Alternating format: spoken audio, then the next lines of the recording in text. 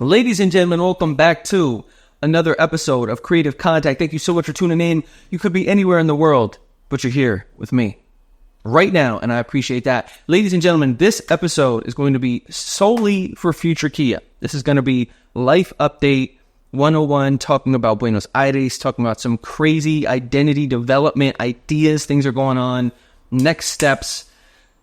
We got some crazy updates for y'all, so I'm not even going to pretend like this isn't going to be incredibly indulgent on this one. But if you like to engage in these more philosophical pods, if you like to engage in ideas that might put you into some uncomfortable places, then this might be the podcast for you, because I've had some crazy revelations recently, and I want to talk about them because there are things that I'm currently working through, and so I want to hop on, talk about them with you. Feel like we could work through this, me, you, future Kia, and we create a little time capsule that I can look back on one day and say, wow, remember when Kia had no idea what was going on? Although I think that's one of the beautiful things is that the older I get, the more I realize how little I know. And that's a beautiful thing, is that like maybe the wisest I'll ever be is when I realize that I actually is the most uncertain I'll ever be. And so there's something kind of beautiful there that I want to dive into. And we'll unpack that a little bit. Another piece that I want to talk to you about is Argentina, what's going on here in Buenos Aires. Another thing I want to talk about is ladies, love. Another thing I want to talk to you about is identity. And by the beauty of desperation. Maybe that's the way we'll kind of frame this conversation. So the first things first is we'll start surface level and we'll slowly get into deeper territory. So Argentina, Buenos Aires, love it down here. It's a beautiful place. You can drink the water. People are very kind. There was all of this craziness about things being dangerous. I did see an old man get his watch stolen this last week, in the middle of the day. There's an old guy and his family, and these guys, it's kind of typical, they kind of run these plays on you where one guy comes up, asks a question, you look over there, distracts, another guy takes his watch, and then they hop on a bike and drive away. I was split second. In my mind, I saw it registering, and I was like, Kia, you should go over and do something. And it took, by the time I had the thought, and then was like, no, nothing weird is happening, and talked myself out of it. They run the play, and then took off. But I felt the instinct in me of the spidey senses when I was it really, really goes to show you, I think, how much we don't regret necessarily the mistakes we've made, how much more we regret when actions we didn't take. Right. And it was the rest of the day, I was like, dude, I could have totally done something. And yeah, it's just the guys watched, nobody got hurt. But there is a part of me that I feel compelled to jump in when things like that happen. And I think this ties into another piece of the conversation. Look at that, a little transition. I wasn't even expecting that. So we have there's a lot I want to talk about other Argentina stuff, ladies, life and things. But I want to dive into this identity piece just real quick. We'll wrap up a little bit of Argentina and then we'll get into it. Is another thing I just want to talk about is mosquitoes. There is this insane invasion. I cannot describe it to you. I'm not even sure if you can see it, but I've been it's the most crazy I've ever seen in my entire life. And they came out of nowhere. It was a week ago. And it's bonkers. It's actually difficult to walk around outside because there's so many mosquitoes. So if I get dengue and don't show up, you know what happened to me. Anyways, I just wanted to throw that out there just so you had a little bit of sympathy for me. But this next piece, I don't want any sympathy. I don't want any pity. This isn't to try to pull your emotions out. This is just me throwing ideas, me working through stuff. I'm totally fine. I'm going to preface it with that. Just letting you know. Mom, that's for you. Okay. So before we were talking about when this guy was getting robbed on the street, right? Before the mosquito tangent, is I feel like when those things happen, I know, whoa, this shit just got blown out. I know when people are you know what, don't, fight back or anything like that. You could get hurt, or don't try to be a superhero. But there is a part of me that does I feel compelled to help in those type of situations. To get involved, which is maybe a bad instinct, but there is something about it that I feel it helps. Maybe this is something I was talking about a friend earlier this week about. Is it makes me feel worthwhile. I'm to be able to help. I like helping. And I think that there's there's a piece of my life as I've been going through things. The last few weeks have been really tough because I've been floundering a bit, both in identity and career in a lot of ways. And so those things are obviously like very, closely tied together. And so obviously as I've been kind of processing through the music stuff, like who am I without that? I've been so tied to achievement for so long. It's kind of this strange when that's removed from your life. And then it's like, so, what, to go from something you've had your mind on, since you were 16 to then just like having that gone. It makes me really grateful I'm not an athlete. I talk about this a lot, like how much I feel bad for professional athletes, because that career, once that's gone, it's like your heyday behind you unless you become a coach or something, which some folks do. But it's like that thing where I feel I'm still kind of grasping what that next step is. And obviously the writing, I've been loving the writing, but at the same time, understanding that rather than putting all my eggs in one basket with the writing, trying to find a way to both write and also find something to do to make an income at the same time. Because right now I'm at like the bottom of the barrel. So I had a bunch of savings from doing all the course business stuff, kind of selling that off. And I'm at the tail end of it. And so I took the year, I told myself I was going to take last year just to write the book, did that. So now it's like, okay, let's get back in action. And now I'm trying to figure out like what that is. I long term, I love, the writing stuff would be cool to be a writing coach someday. But right now I'm like, how can I make money, now? And so thinking about this next step, I talked about this a little bit last week, I'm like, what are some skills that I naturally have that then I could lean into and, parlay into some sort of cool gig. And so I've been thinking about sales just because I feel like I like people. I'm curious about people. I like to talk, obviously. And there's thinking about it, trying to get this reframe of like sales as service, I think has been cool for me. Thinking about like, okay, if I'm like, maybe I like being a coach or like empowering people on a sales call, to me feels exciting, like that's something I feel like I could do. So this last 2 weeks actually, because I missed a week, I apologize, has been looking into some sort of like sales gig. Like what's some sort of sales gig that I could do that's remote that I like, or at least can like stomach. And I think one piece of it is thinking about it. I talked this a little bit in the last pod, is like, how do I think about it as like building a skill? And so one of the things that I've stumbled on is the idea of selling like being a remote high ticket closer. Pretty much I close deals for other people's products. And I liked that a lot because I was like, it's remote. It's something that I feel like it's a skill I could get good at. And then once I'm good at selling other people's offers, eventually when I have my next offer, whatever that looks like, I could parlay that into, skills for my own business someday down the line, whenever that reveals itself to me, whatever that business is. So I was looking into that a lot the last few weeks. I bought some online courses. I've been learning a lot about it. And now it's like, how do I get my foot in the door on the first? How do I find somebody's offer who's like, yeah, this is a high ticket offer. It works. Even though I have a ton of sales experience, kind of give me the shot. And so I remember this is kind of an interesting, thing of using your network. I remember I had a buddy from way back in the day from Boston who, when I went to BU, who was like a maestro about this stuff. So I reached out to him, shout out Mike. And I was like, dude, can I hire you to coach me? And so I hired him. He's going to be my coach, help me kind of like find an offer. And so I'm excited. That's like the last of my money. It's like, I actually overspent. It's like on that. I'm like, I think it's in the red now. Like I'm in the red, I'm in debt, but I'm taking a chance on me. I'm like, for this, you got to spend money to make money. And so I'm kind of taking a gamble, but I know if I could I don't think it's going to take me that long to get like my skills at least good enough to do some damage.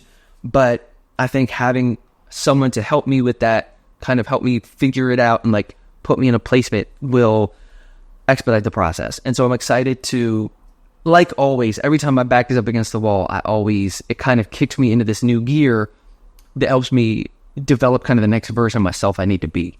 Same thing happened when I flew to Chiang Mai. With only $1,000 in my bank account. Like bottom of the barrel again, low point in my life.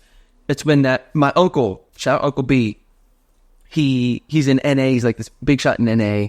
And he like, last time I was down in South Florida, I went to a meeting with him and we were in the car, we were in the truck. And I asked him, I was like, yo, Uncle B, like now you've helped all these addicts over the years as a sponsor, he runs these meetings. I was like, what's the key to people coming out of their addiction? Like what? And he's like, he turned to me, he's like, pain. People have to, it's when the pain of staying the same becomes greater than the pain of change. And I feel like that's kind of where I am right now. It's like that pain of like doing the same things that have got me here. I'm like, it's painful enough that I'm like spending my last dollar. I'm like overspending. I'm like push myself out of the comfort zone. It's like, let's learn new skills. Let's break out to the next level because something needs to change. So I would kind of like stuck in this spot mentally for a while. So I say all that to say, I've been going through some of these courses about sales and closing and online remote sales and stuff. And one that stuck out to me was really interesting because a lot of some of these kind of through lines, like everybody has their own style and how to sell and these different things. But one of the through lines I'm seeing between them is this real need of belief that like balls to bones, you gotta believe in what you're selling. You've gotta like the internal work, the internal energy for you is almost more important than the words you say. And that makes a lot of sense to me. And as I was going through these trainings, I had this pyramid. It was like, what influences these, how do you feel, how can you create that sort of magnetic energy that people feel drawn to? So it was like, the bottom was like, I forget all of them. It was just like this pyramid. It was like environment, like actions, beliefs, identity. And at the very top of the pyramid was mission. And he sold for Tony Robbins. And so he had done Tony's program, and then it like changed his life, and he became his top salesman. And it was interesting thinking about that because I realized maybe one reason that I've kind of been, I don't want to say struggling, but yeah, working through some shit on my own is I think I lack that mission. And I think I have a few core beliefs that really kind of it's crazy. I feel like I have some really intense beliefs that are limiting me from having a mission, but I believe in them so strongly. I'm still not ready to give them up, if that makes sense, even if they aren't necessarily self-serving me in that regard, because I feel like they've served me so much in other regards. And so it just really struck me. This is kind of like a new idea that I've been thinking about the last few days as I took this course, was this idea of like this lack of mission. And I think part of it is, I've talked about this before, is that when you have a mission, that can be anything, right? That if you like or fight for your country, or it's your family, or it's like, Elon Musk, it's like, you're like, I need to create this, like some people that are founders that like have this belief in their thing, that I think almost dying a couple times has made it hard for me to kind of like put that stake in the ground. And maybe that's a story I'm telling myself. But the reason why I feel like I can, I'll maybe find a mission eventually. But one of the reasons why I feel maybe a little scared to have one is because I feel very transient, in this life, both in terms of like lifestyle, obviously kind of, bopping around a little bit. And then also like understanding that we're here for such a short time anyways. Like you go to Asia, you go to Ireland, a place in Europe, a place in Latin America, and you realize how long the earth has been around. And like on some stoicism shit, right? I read stoicism every morning. It's like we're really just drops in a bucket. And like the greatest emperors of all time that like we can barely remember. And so there's part of me that feels like life is meaningless. I've talked about this a lot, but like in kind of a beautiful way, that like nothing really means anything. And so you can take that to be like, well, then I'll just eat potato chips all day and do it. But like to me, it's very freeing. It's like, okay, that actually means I can do anything. But at the same time, there's this kind of paradox where I was like, is that a mosquito? No, it's not. Is because I feel sort of fluid in my identity and sort of, well, this is blown out again. I'm sorry, y'all. This day it's cloudy and then it's not, and it's cloudy again. It feels kind of fluid in this way. I realized that I've been so focused for so long that I really don't have a mission. I feel sort of untethered in that regard, and that there's nothing. This is gonna listen. I told y'all I don't want pity on this. That's me just being as real and honest as possible. I've never felt. This is hard to admit, but I'm gonna be. digging deep, y'all.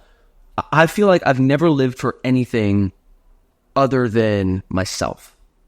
And that, I think in a way, I think like having a family and kids is kind of a cheat code for that, because then it gives you stakes. It gives you something to get out of bed for.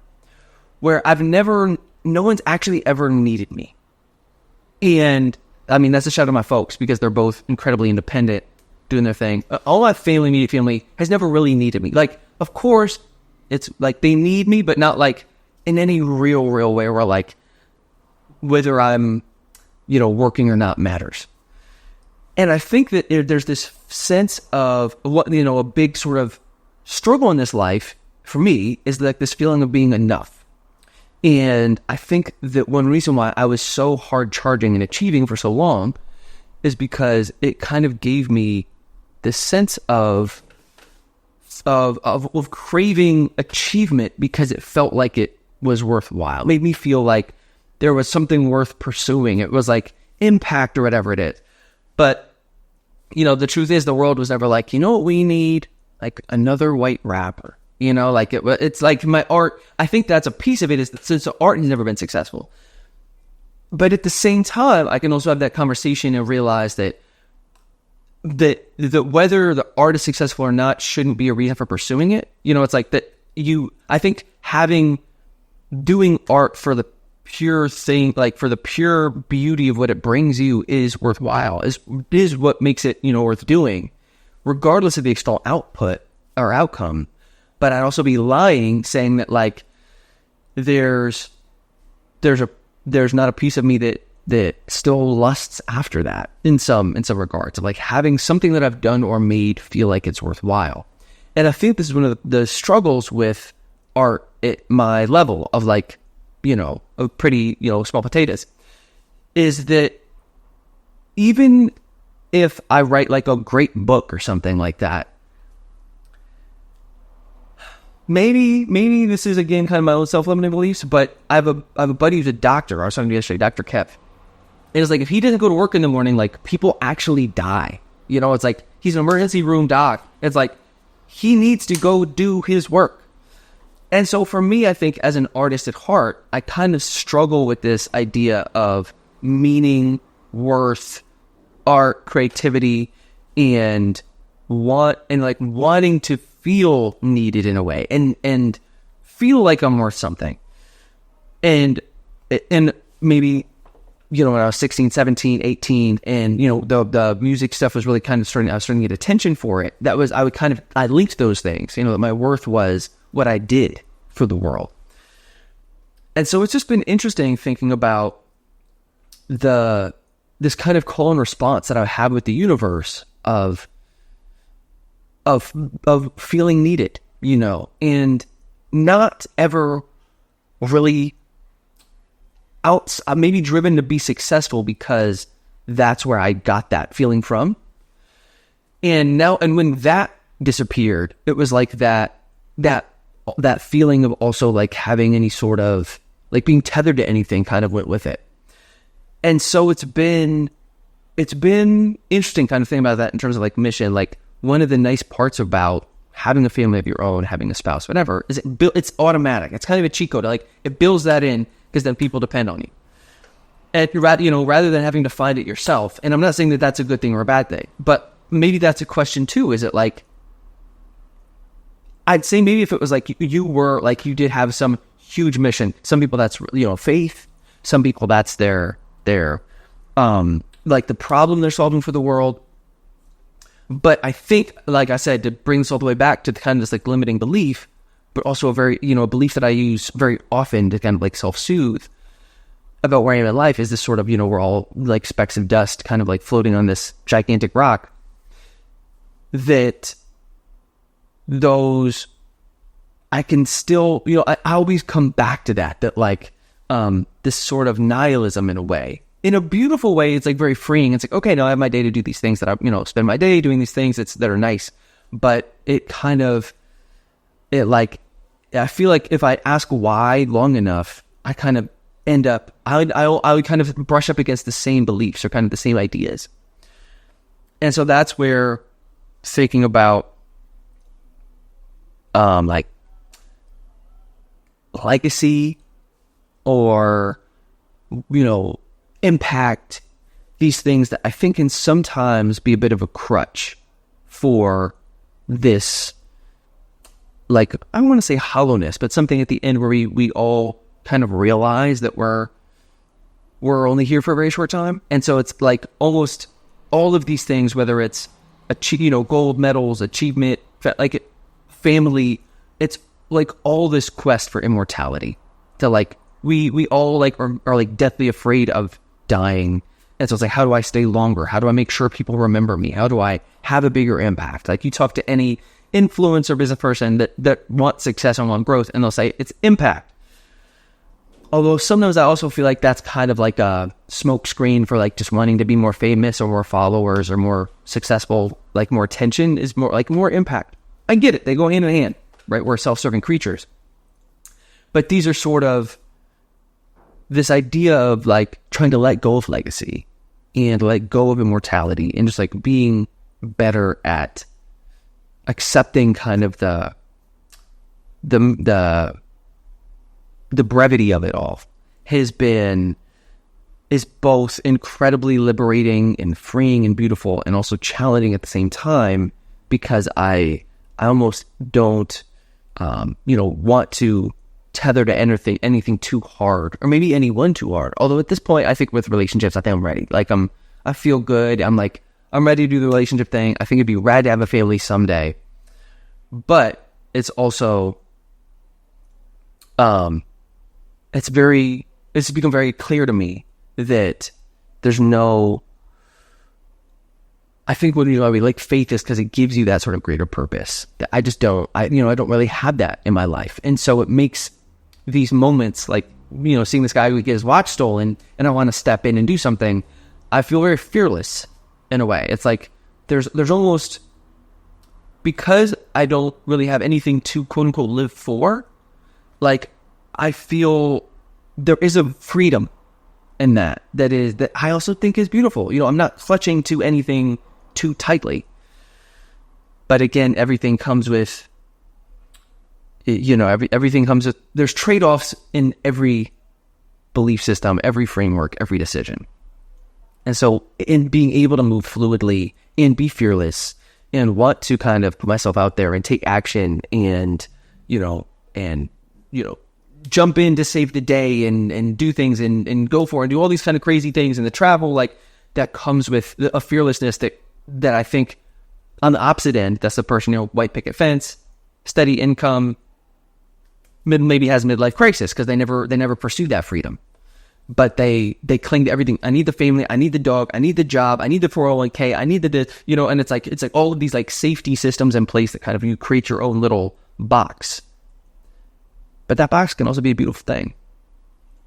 But it reminds me of Fight Club when Tyler Durden, when Edward Norton, at least that version of him, like when he talks about, he comes back from the plane trip right after he meets Brad Pitt, and he looks up looks up at his apartment building, and he starts listing off all the items in it. He's like, I had the IKEA coffee table that matches with like the plates in the dishwasher, and that with like the throw rugs and the couch, and like it does this like slow pan around the apartment, like everything brand new. And then he talks about leaving the pilot light on, and then the whole apartment blows up, which he actually did kind of self-sabotaging, so he could then like have that freedom. But it's like we get so attached to stuff and these things that we assign meaning to, that I think I've just been in the deep end of transience for so long that it was just a bit of kind of like this rude wake up call that I was like, man, if I really want to, I think nail this next chapter of my life, I think it's like dialing that in a little bit and maybe putting some real stakes into either relationships or places, things of that nature that could be, like I said, it raises everything's trade-offs, kind of a dog, like I'm like, it'd be really cool to get a dog. And so, these limitations are sometimes limitations, that's a perspective on it, but these sort of things that can limit your freedom, there's, I think, often are very worthwhile pursuing. But again, it's sort of like figuring out what that North Star is, and then whether they're worth it or not. And so that's where I'm at, is like next steps. I realize first things first, I need to make some money. I need to figure out one of these jobs, make some cash, because right now it's like been hard to even calm my mind for any sort of meditation or writing or anything, because it's like in hyperactive mode. Like, how do I make money? Like, I was trying to like build out funnels, like make email sequences for people. I was trying to pitch myself as a ghostwriter. I was like trying to build landing pages. Like, I was just like, I have all these skills. I was like, how can I like help people and make money? And none of them quite clicked. I spent a ton of time pitching, but I was like, I feel like sales is something that like AI isn't going to eat tomorrow. Something I feel like I already have some kind of natural. I like to ask questions. I'm curious about people. I could do well with it. And it's something that once I could build that skill, then I could leverage into something for myself. And so, these are sort of like big questions, thinking about worth and meaning and relationships and all of these things. But if, when you dial it back, Maslow's hierarchy of needs is like, I got to eat, I got to have a place to stay. And so it's like, how do I just take it one piece at a time, Kia, with this puzzle, and like find a job that I can start making good money? And then the writing too, I've been like ideating for kind of this next writing project, a little bit lost. I kind of maybe I've been inspired with maybe some other directions with that. I'll talk about another time. But those have been, it's like, I need to get my money right. And so this closing thing, made this recent investment. Gotta see how that goes. I'll keep you posted. I'm excited about it. And then maybe get the writing kind of going a little bit. I think also having money is kind of this like bedrock to the rest of it. As crazy as that sounds to say, but like for me, it just makes the idea of like investing in a relationship easier. It makes the idea of like settling in easier. It's like sort of like this kind of, for me, it feels like this sort of an undercurrent issue that's, and maybe again, this is also maybe a self-limiting belief or story I'm telling myself, but that does seem to be the one that to me feels like it's kind of holding up the rest of this sort of pecking order of priorities, I guess.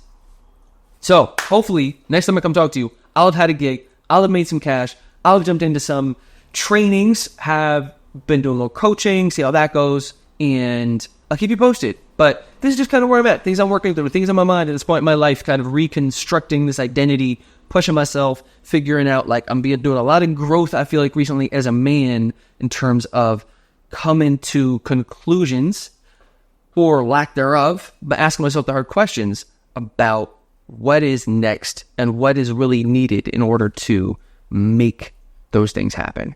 So things are good. Dialing shit in. We can get rid of these fucking mosquitoes and I'll be doing a lot better. I'll put it like that. Okay. Thanks for tuning in. As always, future Kia, hang in there. You got this. One step at a time. Back up against the wall. We always figure this out by hook or by crook, baby. We're going to make it happen. All right. Enjoy the rest of your day. Hasta luego. Peace.